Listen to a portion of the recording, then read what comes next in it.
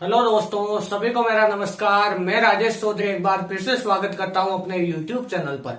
तो भाई अभी हमारे इलेक्ट्रोस्टैटिक्स का चौथा चैप्टर चल रहा है जिसका नाम है विद्युत धारिता या इलेक्ट्रिक कैपेसिटेंस। इसका हमारे एक लेक्चर आ चुका है और आज इसका ये दूसरा लेक्चर है।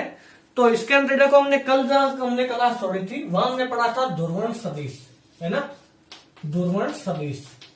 तो भाई ध्रुवण सदिश के अंदर हमने इसका फॉर्मूला पढ़ा और वो होता है हमारे पी वेक्टर बराबर P अपॉन V, है ना, यानी P वेक्टर। ये देखो ये जो है ये तो क्या है आपका द्विध्रुव आघूर्ण। क्या है? द्विध्रुव आघूर्ण। और ये यहां पर क्या है? ध्रुवण सदिश है ना। तो दोनों के अंदर फर्क होता है, ये आपको यहां पर खास तौर से ध्यान रखना है। इसको चाहो तो वेक्टर फॉर्म में ही आप इस प्रकार सीधा लिख सकते हो। तो देखो इसके बाद में इसका एक फॉर्मूला और बन सकता है। वो क्या है? हमने देखा था कि जब किसी परावैद्युत पदार्थ को बाह्य विद्युत क्षेत्र में रखा जाता है और इस पर अगर Q आवेश हो और इस पर माइनस Q आवेश हो, तो इस पर आ जाता है माइनस का QI और इस पर आ जाता है प्लस का QI। मान लो इस प्लेट का पृष्ठ आवेश करना तो सिग्मा होता, तो इसका कितना होता? माइनस का सिग्मा I और इसका प्लस का सिग्मा I और इसका माइनस सिग्मा, है ना। ये दोनों बराबर नहीं होंगे, ये मैं आपको बता चुका हूं। ये जो है ये प्रेरित आवेश है और ये है प्रेरित पृष्ठ आवेश घनत्व है। तो अब देखो दोनों को हम किस प्रकार रिलेट कर सकते हैं। तो पी वेक्टर, ये तो ध्रुवण सदिश है, ये पी वेक्टर क्या है? द्विध्रुव आघूर्ण। तो इसको थोड़ा सा बड़ा लिख देना और इसको छोटा लिख देना, इस प्रकार, है ना। इस प्रकार देखो, इसको बड़ा लिख देना ऐसे, पी वेक्टर बराबर। अब इस पी वेक्टर की जगह हम क्या लिख सकते हैं? इसकी जगह देखो हम लिख सकते हैं QI इंटू डी। देखो ये दूरी आप डी मान लो, क्या यहां पर माइनस आवेश और यहाँ पर प्लस आवेश, इसको एक द्विध्रुव मान सकते हैं क्या? और इसकी मोटाई डी है, यानी दोनों आवेश के बीच की दूरी कितनी? डी अपॉन आयतन। आयतन को लिख सकते हैं क्षेत्रफल गुणा मोटाई डी। डी से डी कट गया तो पी वेक्टर की वैल्यू कितनी आई? QI अपॉन ए। तो QI अपॉन ए क्या होता है? सिग्मा आई। सिग्मा होता है तो इसको सिग्मा आई लिख देंगे। ये सिग्मा आई क्या है? प्रेरित पृष्ठ आवेश घनत्व। क्या है? प्रेरित पृष्ठ आवेश घनत्व है ये। अब यहां तक तो मेरे हिसाब से कोई दिक्कत ही नहीं होगी। तो ये हमारे हो गया भाई ध्रुवण सदिश कंप्लीट। तो हमने परावैद्युत पदार्थ के बारे में पढ़ लिया है, क्या होता है, कितने प्रकार का होता है, कौन कौन सी चीजों का खास तौर से उसके अंदर ध्यान रखना है। इसके अलावा भी हमने उनके उदाहरण देखे, उनके छोटे मोटे डायग्राम भी बनाए, जो आपके जो ये थ्योरेटिकल पेपर होता है उसके अंदर यानी जो सब्जेक्टिव टाइप क्वेश्चन आते हैं उनमें ये थ्योरी काफी काम की आती है, जिसमें विद्यार्थी कई सारी दिक्कतें यानी उससे कई प्रकार की गलतियां हो जाती है, जो मेरे हिसाब से अब नहीं होगी। आपने मेरा पहला वीडियो देख लिया होगा। अब तो देखो इसके बाद में हमें रेखिक समदैशिक पदार्थ भी हमने पढ़ लिया, ध्रुवण सदिश कंप्लीट हो गया, दो फॉर्मूले हमने इसके पढ़ लिए। इसके बाद में देखो भी आगे चलते हैं। अब हम जो टॉपिक पढ़ेंगे वो है वैद्युत प्रवृत्ति। क्या है? वैद्युत प्रवृत्ति। देखो ये क्या चीज, इसको पढ़ने के बाद में पता चलेगा। देखो वैद्युत प्रवृत्ति, वैद्युत प्रवृत्ति यानी काई ई। इसको क्या बोलते हैं? इस चिन्ह को बोलते हैं काई। क्या बोलते हैं? काई। काई ई का मतलब है कि ये वैद्युत प्रवृत्ति है ना, ई का मतलब इलेक्ट्रिक। अब इसके अंदर देखो ये जो वैद्युत प्रवृत्ति है ये क्या चीज होती है? तो वैद्युत प्रवृत्ति ये डिसाइड करती है कि परावैद्युत पदार्थ कितना ज्यादा द्रवित होगा या कितना कम द्रवित होगा। यानी ये ध्रुवण के आधार पर परावैद्युत पदार्थों का क्लासिफिकेशन करती है ना। देखो कैसे, इसकी डेफिनेशन ऐसे दी जाती है कि रैखिक समदैशिक पदार्थों के लिए जो ध्रुवण सदिश होता है वो बाह्य विद्युत क्षेत्र के समानुपाती होता है। किसके समानुपाती होता है? बाह्य विद्युत क्षेत्र के समानुपाती होता है। तो पी वेक्टर जब ये समानुपाती, ये जो प्रपोर्शनल चिन्ह हम हटाएंगे तो उस तरफ क्या आ जाएगा? कोई कांस्टेंट, और ये कांस्टेंट होता है काई ई, है ना। देखो तो यहां से काई ई का फॉर्मूला क्या आ जाता है? P vector upon E vector, है ना, अगर इनको परिमाण में ले तो ये काई ई का फॉर्मूला। ये आपकी अदिश राशि है, स्केलर क्वांटिटी है। इसके अलावा ये यूनिट लेस और डायमेंशन लेस है, यानी मात्रकहीन है और विमाहीन है। अब देखो ये ध्रुवता का मापक होती है। क्या होती है? ध्रुवता का मापक। क्यों? क्योंकि ये डिसाइड करती है कि परावैद्युत पदार्थ कितना ज्यादा द्रवित होगा या कितना कम द्रवित होगा। कौन डिसाइड करती है? काई ई डिसाइड करती है। अब यहां से हमें यह देखना है कि ये विमाहीन या मात्रकहीन कैसे है। यहां से हमें एक आरबीसी की बहुत बड़ी गलती का एहसास भी होगा। देखो कैसे, काई ई बराबर पी वेक्टर क्या है, ध्रुवण सदिश। ध्रुवण सदिश क्या होता है, पी बटा वी, यानी पी क्या, द्विध्रुवागुण, तो इसका मात्रक कूलाम इंटू मीटर और इसका मीटर क्यूब, तो इसका क्या हो गया, कूलाम पर मीटर स्क्वायर। तो इसका मात्रक तो कूलाम पर मीटर स्क्वायर इंटू ये विद्युत क्षेत्र, तो इसका मात्रक क्या होता है, न्यूटन पर कूलाम। क्या होता है, न्यूटन पर कूलाम। तो मात्रक क्या है, कूलाम स्क्वायर पर न्यूटन मीटर स्क्वायर, है ना। देखो यहां पर अगर आप ध्यान से देखो तो इसका मात्रक ये आ गया। तो ये मात्रकहीन विमाहीन कैसे हुई भाई, हो ही नहीं सकती, ये संभव ही नहीं। तो इसके लिए आपको एक फॉर्मूला याद रखना है, ये आरबीसी ने गलती की है ना। ये थोड़ी सी विमाओं के आधार पर फॉर्मूलों को एडजस्ट करने में थोड़ी सी उसने गलती की है, और इसके बारे में कुछ दे भी नहीं रखा है किताब में कि इसका सोल्यूशन क्या है ना। तो हम इसको थोड़ा सा अलग तरीके से देखते हैं, मैं आपको बताता हूँ एग्जैक्ट में होता है क्या। एनसीईआरटी में क्या लिखा होता था, एनसीईआरटी में ये लिखा होता था कि ये जो ध्रुवण सदिश है पी वेक्टर, है ना, ये बराबर होता है काई ई एप्सिलॉन नोड ई के बराबर। यानी यहाँ पर केवल काई ई कांस्टेंट काफी नहीं, एप्सिलॉन नोड भी यहाँ पर कांस्टेंट लगाया जाता था। अगर हम इस हिसाब से देखें तो इसकी विमा और मात्रक दोनों यानी बिल्कुल इसके अकॉर्डिंग आते हैं कि ये मात्रहीन विमाहीन है। देखो कैसे, काई ई बराबर होता है P vector upon epsilon naught E. तो देखो इसका मात्रक तो क्या, कूलाम स्क्वायर पर न्यूटन मीटर स्क्वायर। अब मुझे बताओ एप्सिलॉन नोट का मात्रक क्या, कूलाम स्क्वायर पर न्यूटन मीटर स्क्वायर। ये कट गए, तो देखो कोई विमा नहीं, कोई मात्रक नहीं, तो ये मात्रहीन विमाहीन है। तो अगर आप आरबीएससी के सिलेबस से जुड़े हुए हो तो आपको ये फॉर्मूला याद रखना, क्योंकि किताब में यही दे रखा है ना। हो सकता है इसके पीछे कोई कारण रहा होगा और उन्होंने कुछ इसके बारे में कुछ किताब के अंदर दिया हुआ नहीं है, आप किताब चेक कर सकते हो, है ना। और किसी गाइड में भी कुछ भी इसके बारे में नहीं दे रखा है। तो ये जो है आपका ये फॉर्मूला इंपॉर्टेंट है, ये आपको कंपटीशन के लिए याद रखना है। एनसीईआरटी के जो बच्चे सीनियर में है या जो सीनियर की जो ये तैयारी कर रहे हैं वो कंपटीशन के लिए, और सीनियर वाले एनसीईआरटी के लिए ये आप याद रखें, है ना। एनसीईआरटी के लिए ये फॉर्मूला याद रखें, है ना। इसके अलावा देखो एक इसका और होता है फॉर्मूला, और वो होता है एप्सिलॉन आर बराबर 1 plus chi e. Epsilon r dimensionless unitless है, तो ये भी डायमेंशन लेस यूनिट लेस हो जाएगा, है ना। तो यहां से भी हमें पता चल सकता है। इस फॉर्मूले में भी थोड़ा सा उसने चेंज कर दिया आरबीसी वाले ने, है ना। तो आप किताब में चेक कर लेना। तो जो बच्चे सीनियर की तैयारी कर रहे हैं वो, और जो आरबीसी बोर्ड से वो केवल आरबीसी किताब पर ही फोकस करेंगे, है ना। और जो एनसीईआरटी पढ़ रहे हैं या कॉम्पिटिशन की कर रहे हैं उसके लिए मैंने फॉर्मूला बता दिया कौन सा काम में लेना है। ये फॉर्मूला आपको यहाँ पर काम में। जो अगला जो हमारे टॉपिक है वो है भाई आपके विद्युत धारिता। तो ये देखो विद्युत धारिता क्या चीज होती है। विद्युत धारिता तो इसको हम कहेंगे इलेक्ट्रिक कैपेसिटेंस, जो हमारे चैप्टर का नाम है और इस चैप्टर का मेन टॉपिक यही है। लेकिन जो हमने अभी तक पीछे पढ़ा है वो आगे इस पूरे चैप्टर में काम में आएगा, इससे आगे के चैप्टर में भी कई जगह काम में आएगा। तो देखो भाई वास्तव में विद्युत धारिता क्या होती है। तो इस धारिता शब्द से आपको पता चल रहा होगा। वैसे आपने 11th क्लास के अंदर ऐसा शब्द यानी एक आध जगह सुना है ना, कि यानी उष्मा ग्रहण करने की उष्मा धारिता वगैरह आपने 11th क्लास में सुना होगा। बिल्कुल वही वाली चीज है, लेकिन ये विद्युत से संबंधित है। विद्युत धारिता का मतलब होता है कि आवेश धारण करने की क्षमता, कि किसी वस्तु की आवेश धारण करने की क्षमता कितनी ज्यादा है ना, कि वो कितना ज्यादा आवेश धारण कर सकता है। जैसे मैं कहूं एक गोला है, इस गोले को आप आवेश दे सकते हो 2 माइक्रोकूलम, ठीक है भाई। और 2 माइक्रोकूलम आवेश देने पर इसकी त्रिज्या r है, इसका विभव हो जाता है मान लो 20 वोल्ट।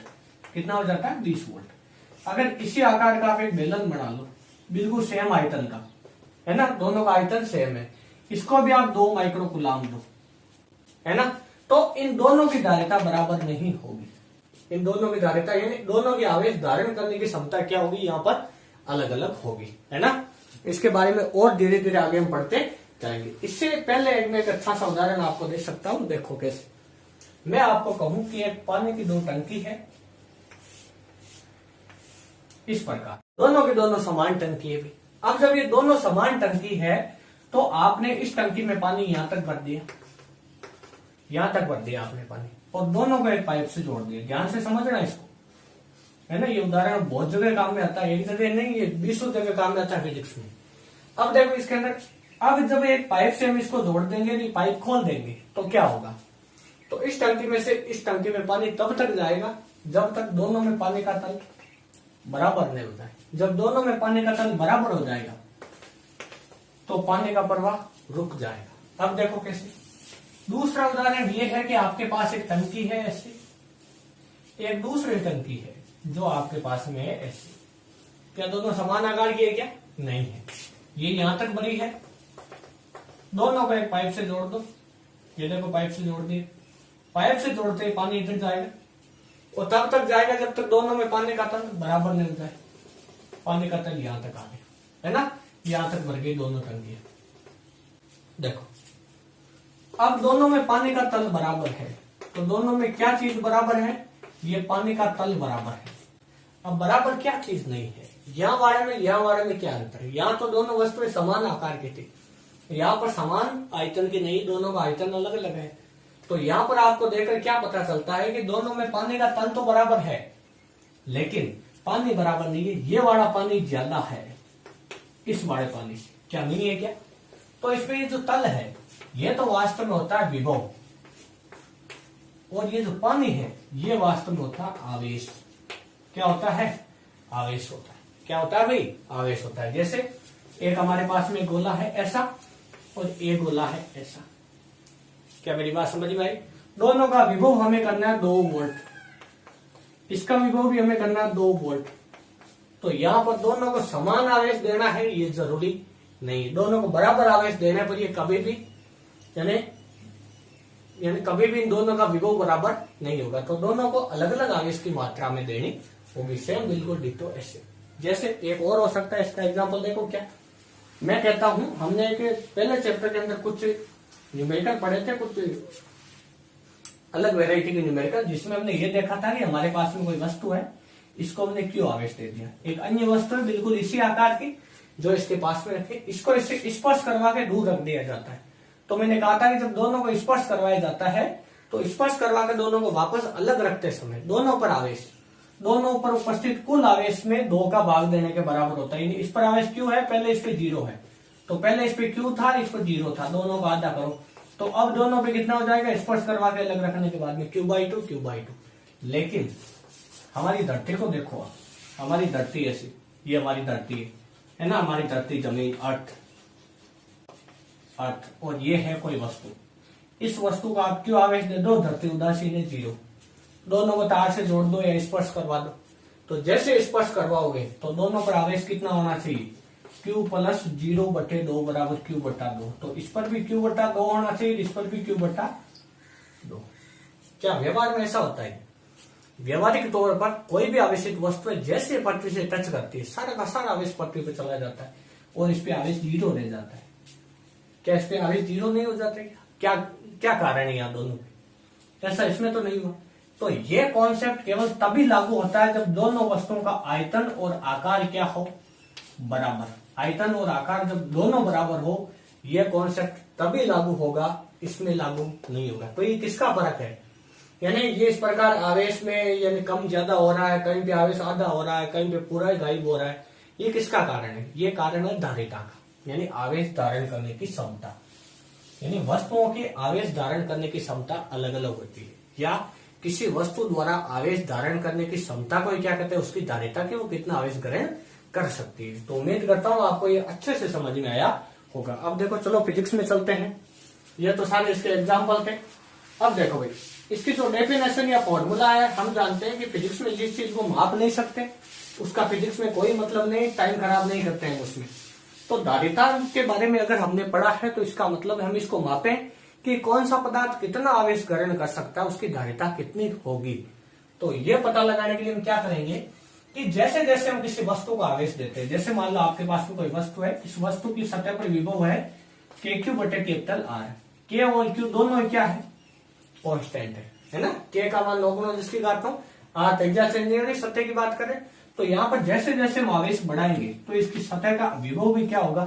बढ़ता जाएगा। तो यही कॉन्सेप्ट इसमें यूज किया जाता है कि किसी वस्तु को जितना अधिक आवेश दिया जाता है उसके विभव में उतनी ही वृद्धि होती जाती है। यानी ये समानुपाती होते हैं। ध्यान रखना, समानुपाती के चिन्ह और बराबर के चिन्ह में अंतर होता है। बराबर के चिन्ह में तो होता है जैसे x = y, जितना x का मान होगा उतना का उतना ही y का मान होगा। लेकिन अगर समानुपाती में होता तो इसका मतलब क्या है, अगर x का मान 2 है तो y का मान 2 नहीं होगा। लेकिन x का मान अगर बड़ा है, 2 से 4 हो गया, तो y का मान भी बढ़ जाएगा, है ना।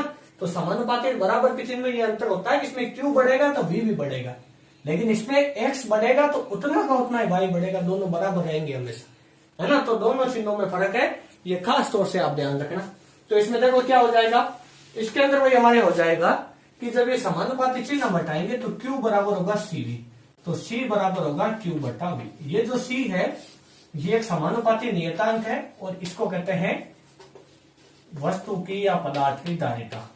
क्या कहते हैं भाई, वस्तु की या पदार्थ की धारिता कहते हैं, है ना। ये कांस्टेंट है, क्या है, एक ये कांस्टेंट है, नियतांक है ना। ये खास तौर से ध्यान रखना, आपके काम में आएगा थोड़ा सा।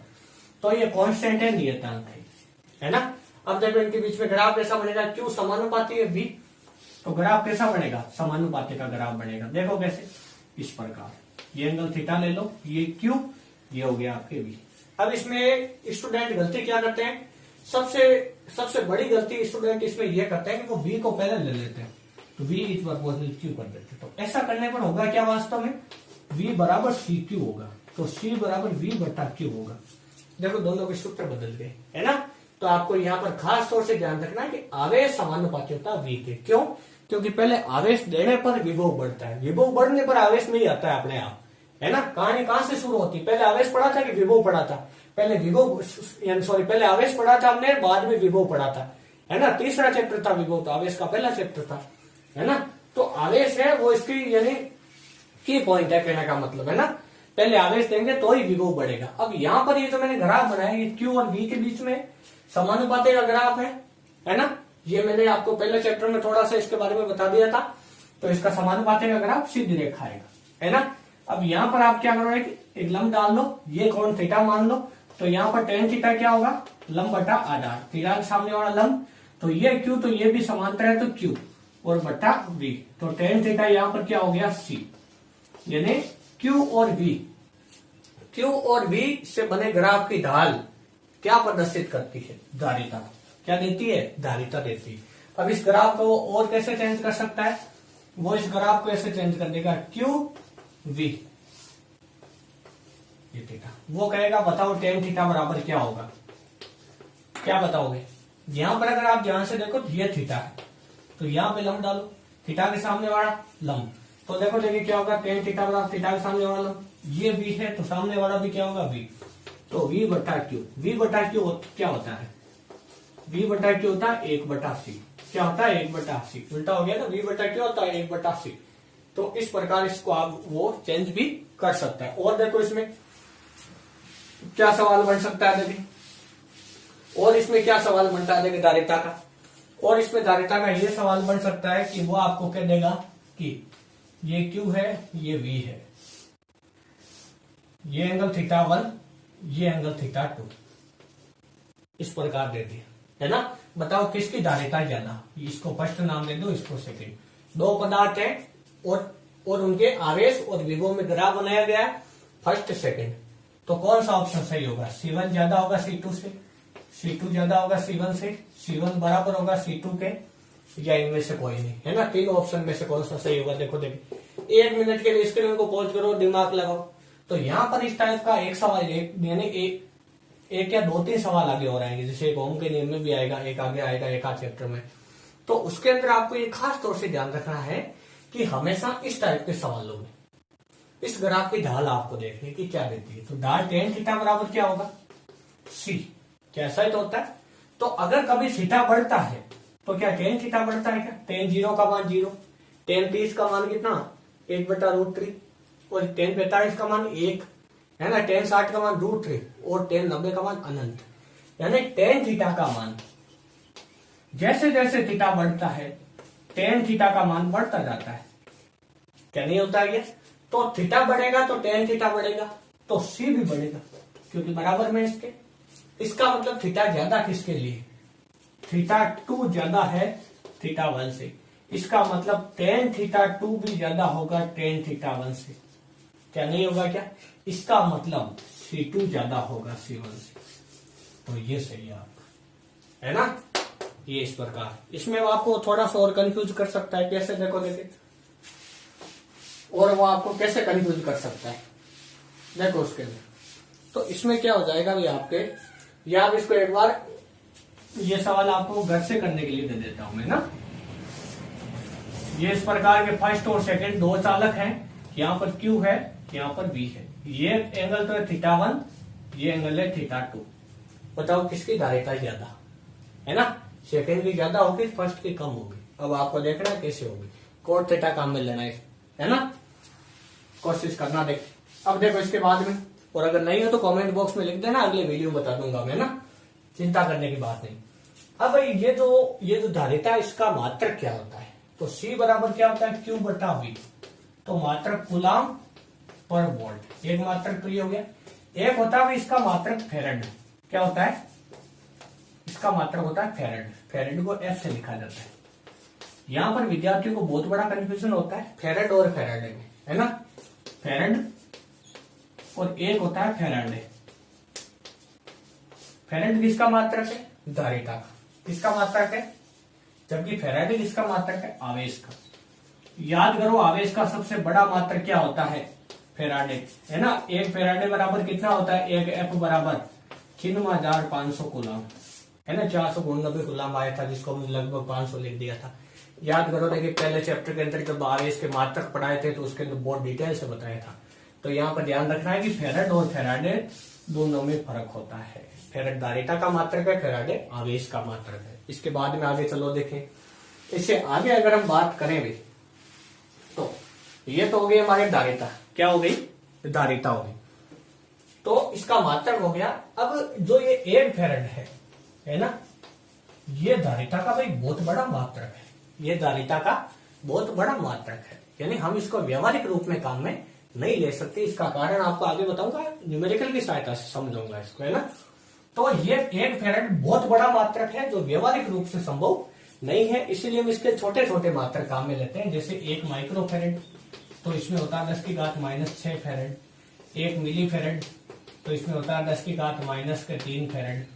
1 नैनो फेरेड होता है तो होता है 10⁻9 फेरेड।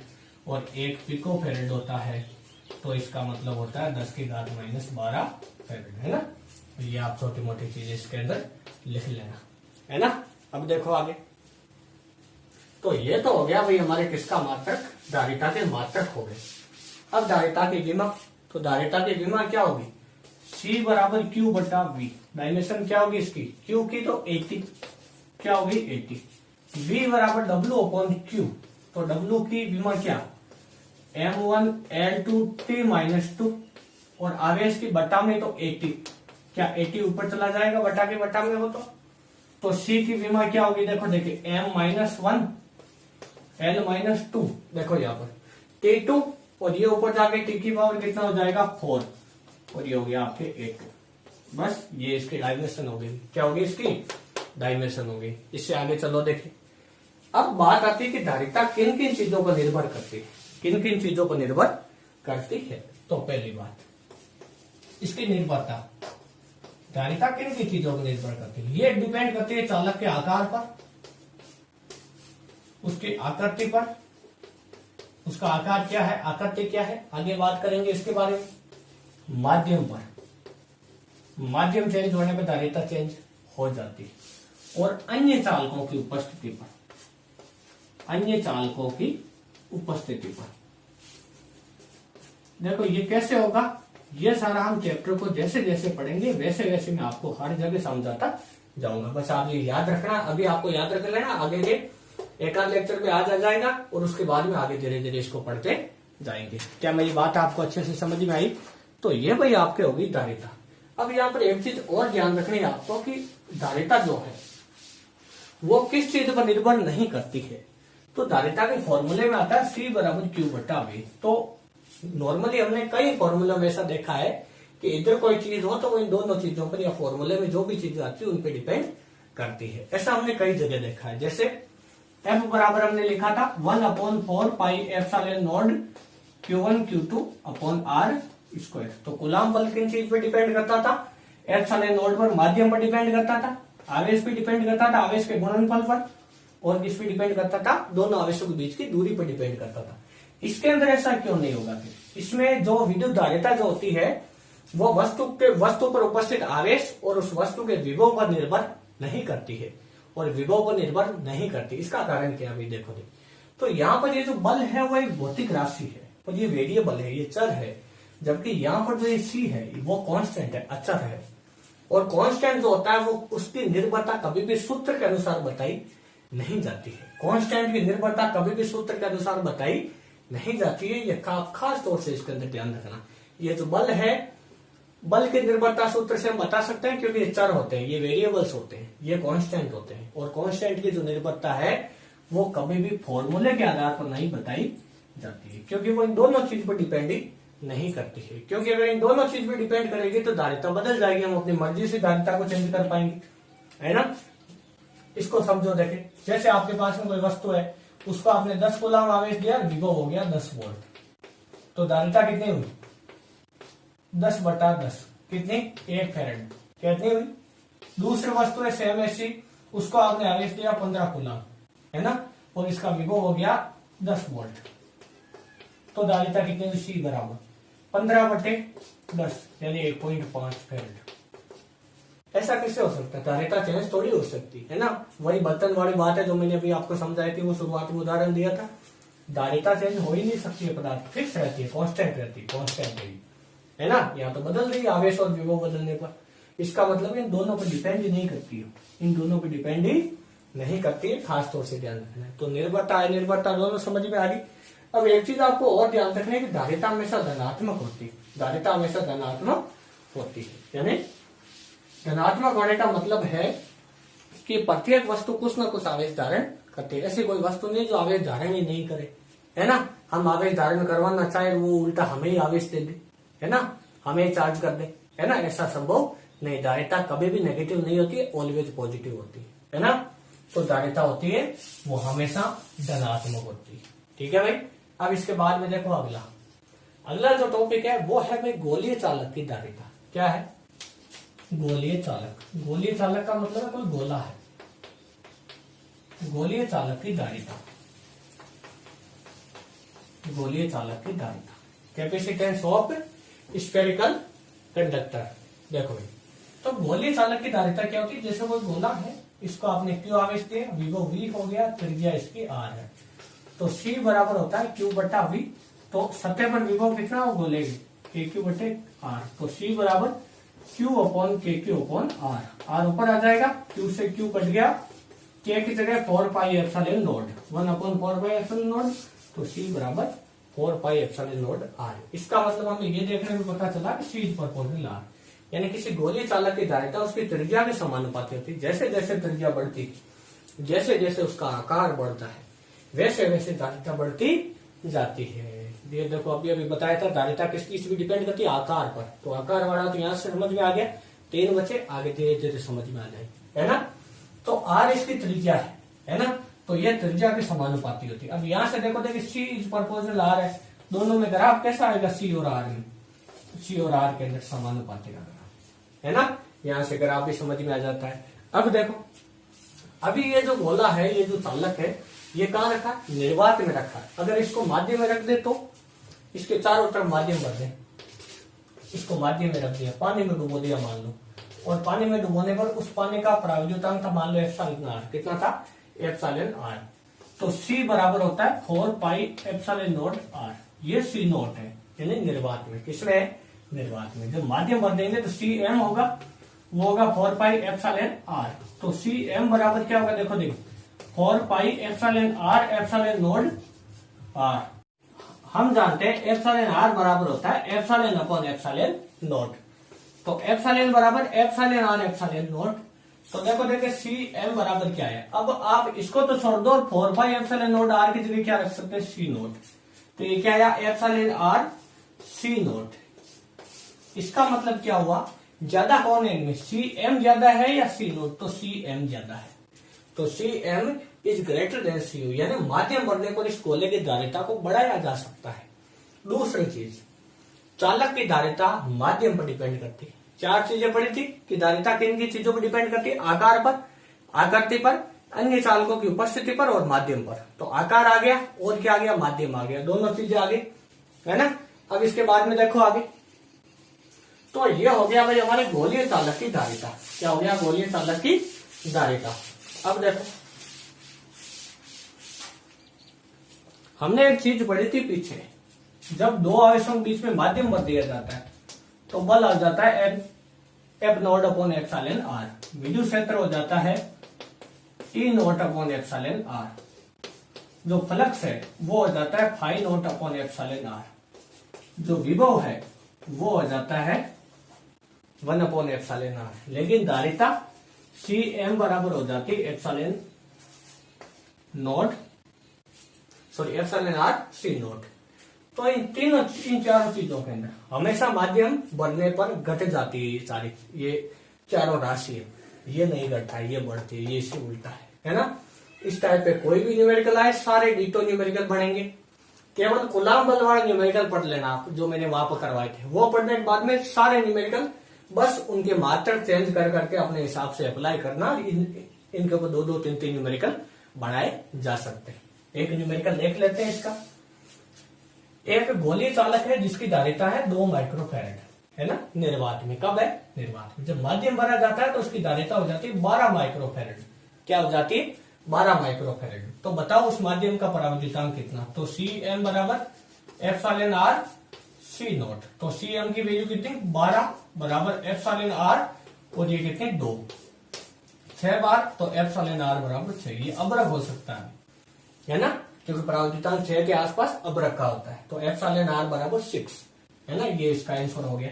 ऐसे बहुत सारे न्यूमेरिकल इसमें बनाए जा सकते हैं। कुछ नए न्यूमेरिकल हम देखते हैं जो धारिता वाले चैप्टर से संबंधित है। मेरी बात आपको अच्छे से चमक गई होगी मेरे हिसाब से तो, और अगर नहीं चमकी है तो कोशिश करो चमकाने की ना, बार बार वीडियो को देखो, अपने आप ही चमक जाएगी। या चिमक गए सारे देख के वीडियो को देखो भाई। तो अगला जो हमारे न्यूमेरिकल है वो है कि जो हमारी पृथ्वी है, पृथ्वी क्या है, गोलाई तो है एक प्रकार का, या चपटी है, गोला है, हजारों साल पहले ये पता चल गया है ना। देखो भाई, तो हमारी जो पृथ्वी है वो गोल है, गोल है। गोले की जो धारिता है वो होती है 4 pi epsilon not capital R. जो पृथ्वी है उसकी त्रिज्या है 6400 किलोमीटर। क्या नहीं है क्या, तो सी बराबर कितना, 4 गुणा 3.14 गुणा एप्सिलॉन नॉट का मान याद है या भूल गए, 8.854 गुणा 10 की घात -12 इंटू आर की वैल्यू कितनी, 6400 इंटू 10 की पावर 5 3। किलोमीटर में किसमें बदला है, मीटर में। तो ये दोनों जीरो हटा देंगे, 10 की पावर 5 कर देंगे, है ना। इसको जब हम हल करेंगे इस लंबी चौड़ी कैलकुलेशन को, जो आप समझ गए होंगे किसको करना है, वो होगी 711 माइक्रोफैरड। इसका मतलब हमारी जो धरती है उसकी धारिता कितनी है, 711 माइक्रोफैरड। ये इसकी प्रैक्टिकल कैपेसिटेंस होती है। प्रैक्टिकल कैपेसिटेंस का मतलब इसकी प्रायोगिक धारिता क्या है, इसकी ये प्रायोगिक धारिता है, ये आप याद रख लेना।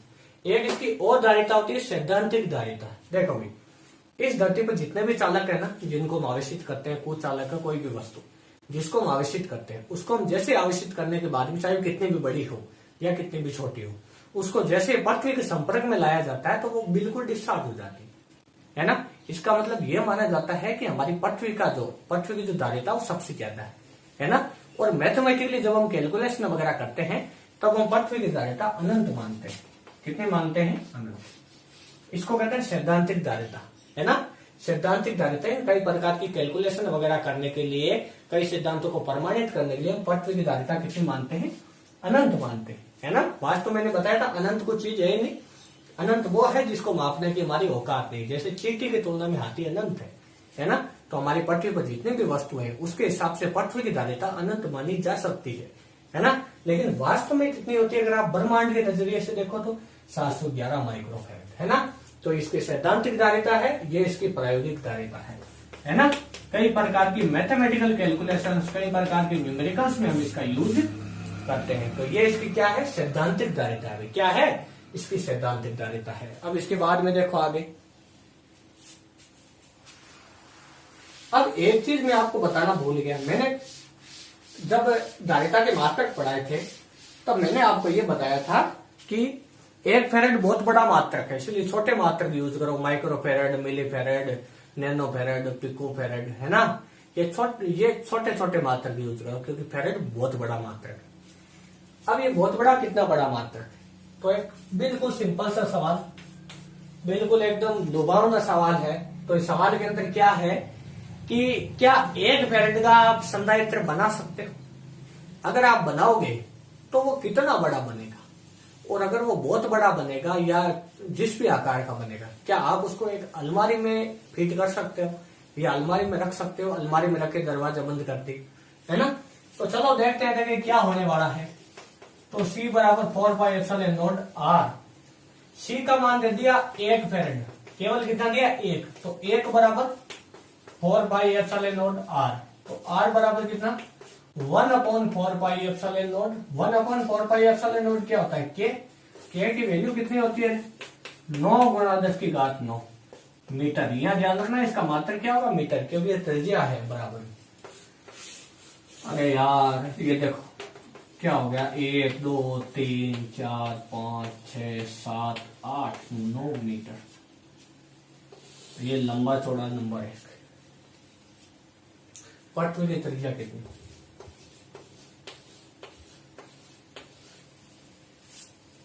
मीटर।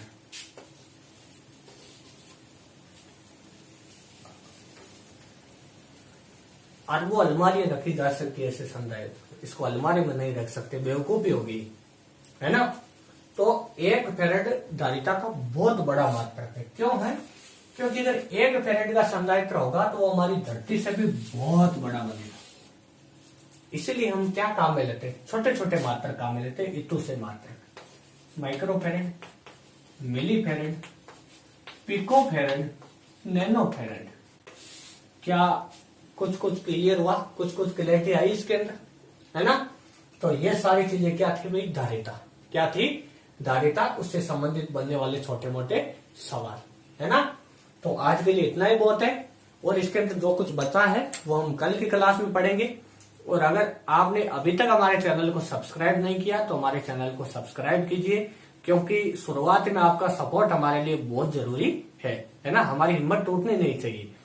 और इसके अलावा जिन भी विद्यार्थियों को नोट्स की आवश्यकता है उनको हम व्हाट्सएप के जरिए नोट्स भी प्रोवाइड करवा देंगे। वो अपने मोबाइल नंबर कमेंट बॉक्स में लिख दें। और जो डिफेंस के जो विद्यार्थी हैं, जैसे नेवी, एयरफोर्स है, एनडीए है, और जो हमारे जो जनरल साइंस आती है और कई प्रकार के कंपटीशन में, उनके लिए जब ये इलेक्ट्रोस्टैटिक्स पूरा हो जाएगा हमारे चौथा चैप्टर, उसके बाद में 2-3 वीडियो में अलग से बना के उनके आधार पर जो उस टाइप के न्यूमेरिकल वगैरह होते हैं, या एयरफोर्स, नेवी, एनडीए की जो हमारी गाइडें आती है, उनके हिसाब से मैं कुछ न्यूमेरिकल सॉल्व करवा के उन वीडियो में डाल दूंगा, जो डिफेंस के विद्यार्थियों के लिए काफी हेल्पफुल होंगे। क्योंकि हमारे पास ऐसे कमेंट आए हैं और हमारी जिम्मेदारी बनती है कि हम उनको ये सारी चीजें प्रोवाइड करवाएं। तो जैसे बारहवीं का एक टॉपिक क्लियर होगा पूरा, उसके ऊपर जितने भी डिफेंस के न्यूमेरिकल बनते हैं वो सारे वहां डाल देंगे, है ना। और हमारे चैनल से जुड़े रहने के लिए आप सभी का दिल से धन्यवाद।